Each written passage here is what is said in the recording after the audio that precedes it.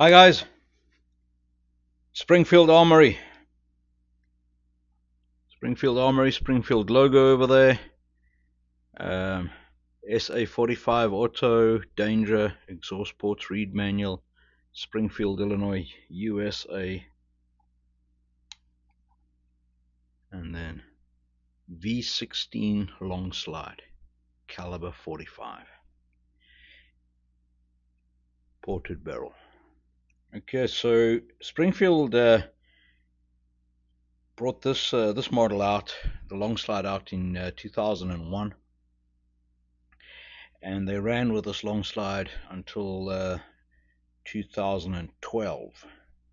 However, the V16 with the ported slide, that only came out from 2001 until 2004. So what this is just a regular 1911 that's got a 6-inch barrel, and it is made to shoot the 45 Super cartridge. Now the 45 Super is dimensionally exactly the same as a 45 ACP. The difference being that the web of the case, the bottom end of the case, call it the powder cup in the case, that web is 25 thou thicker than what a regular 45 ACP case is, and that allows it to operate at significantly higher pressure than what the old 45 ACP case can operate. And on a 230 grain bullet, they're getting like 300 feet per second more velocity out of the Super than they do out of the regular ACP. So the first year production, these were marked 45 Super,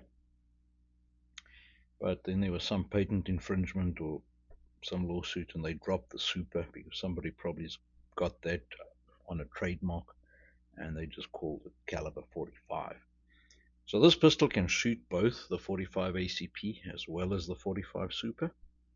You just got to swap out the recoil springs in it. So for the ACP, it comes with a 16-pound spring, and then to shoot Super, you need to put in the supplied 18.5 pound spring. Other than that, it's just a 1911. They have become quite rare now because they haven't been made for 20 years, and values of them are going up. This one came in, the owner wanted a night sight fitted. It just had a black front sight. He wanted a night sight fitted. He uses it as a bear gun, so he does a lot of hiking and camping, and so he wants a hot loaded gun for defense against bears in the woods. So I had to put that sight on, and the rear sight looks like it is a Springfield Armory sight, and it's got the logo over there, but it just looks like a regular LPA sight, and it was broken. The pin was bust in half, and half of it was gone.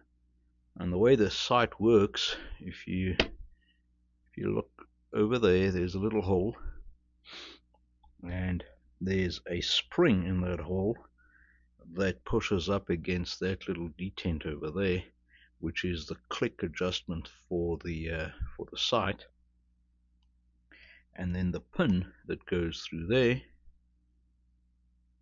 that has got a little hollow at that point, and the spring pushes up against the pin. So the pin runs through, and the spring pushes up against that pin in that hollow, and that stops the pin from coming out, and at the same time providing pressure back onto that little detent. And that pin was broken. Half of it was gone, so the sight was floppy. And I just made another one out of a drill bit that I ground a little hollow in for the spring to engage in.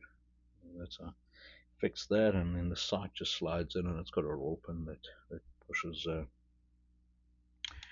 into the slide. The recoil spring, even although the slide is long, the recoil spring is the same as a regular 1911. I'll pull it apart and show you. It's got a one piece or a full length guide rod with no barrel bushing, and you could unscrew this to get it out. And so there's the spring, and that's just a regular 1911 spring. The way that works, it's got this collar in there, or sleeve, and that sleeve, the spring only goes in like one inch short, and a regular 1911 is 5 inches, and this is 6. So it's that's where how they make up that extra length, just running a regular length 1911 spring. And then very strong barrel. Still got 2 recoil lugs at the top. What is funny though, the barrel is still unsupported, so it's still it doesn't have the feed ramp. It's still got the unsupported barrel, and that's probably why you need that stronger case, and then a bull barrel, and that's where the V16 comes from. So you got 8 ports on the side. Must look phenomenal shooting this thing, in the dark or early morning or late afternoon. If you put a round into that chamber, you'll see you got a section of the case over there that's not supported by the chamber, and that's exactly where it will blow. And you'll see when it's on a regular 45 case, on a hot load, you'll get a bit of a belly that pushes out on the one side of the case, and it will rupture there, and hence they've strengthened the case to help make up for that. The other solution obviously is to get a feed ramp and bring the barrel back and get a fully supported chamber. Reassembly is just the reverse.